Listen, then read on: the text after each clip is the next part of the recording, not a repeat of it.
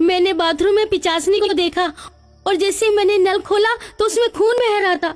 पिचासनी का चेहरा शीशे में साफ साफ दिख रहा था। वो बोल रही थी, घर को छोड़कर चली जाओ नहीं तो मैं तुम्हें मार दूंगी। उसने मुझे मारने के लिए मेरी तरफ हाथ भी बढ़ाया। क्या रागिनी, तुम भी ना? भूत वूत कुछ नहीं होता। मैं तो कहता हूँ ये तुम्हारे दिमाग का वहम है। चलो मेरे साथ, मैं चल के देखता हूँ कि कहाँ पे भूत है। दीपक रागिनी के साथ बाथरूम में जाता है और नल खोलता है। नल से खून की जगह पानी गिरता है। बाथरूम के शीशे में भी उसे कुछ नजर नहीं आता। कहाँ कुछ है रागिनी? यहाँ तो कुछ भी नहीं है।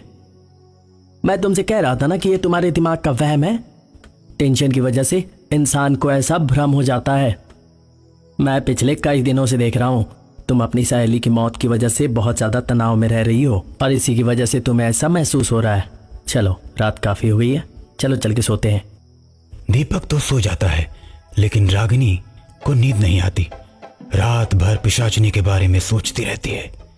रात के 1 बज रहे थे। अचानक रागिनी को लगता है कि बालकनी में कुछ है। रागिनी बालकनी की तरफ धीरे धीरे बढ़ती है और जब बालकनी के पास पहुंचती है तो देखती है कि पिशाचिनी बालकनी में खड़ी है। रागिनी कुछ सोच पाती उससे पहले पिशाचिनी रागिनी के शरीर में प्रवेश कर जाती है। उसके बाद रागिनी चुपचाप आती है और बेड के बगल में खड़ी हो जाती है।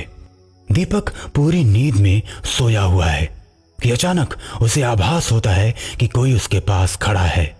जब दीपक जागता है तो देखता है कि रागिनी का चेहरा हरा हो चुका है, उसकी आंखें लाल हो चुकी हैं। ये देख दीपक डर जाता है। रागिनी, तुम ये कैसा मजाक कर रही हो? रागिनी, ये चेहरे से मुंह हटाओ, हटाओ, मुझे डराना बंद करो। लेकिन रागिनी तो चुड़ैल बन चुकी थी, इसलिए वो कुछ नहीं बोल रही थी। रागिनी, तुम मेरे साथ मजाक क्यों कर रही हो?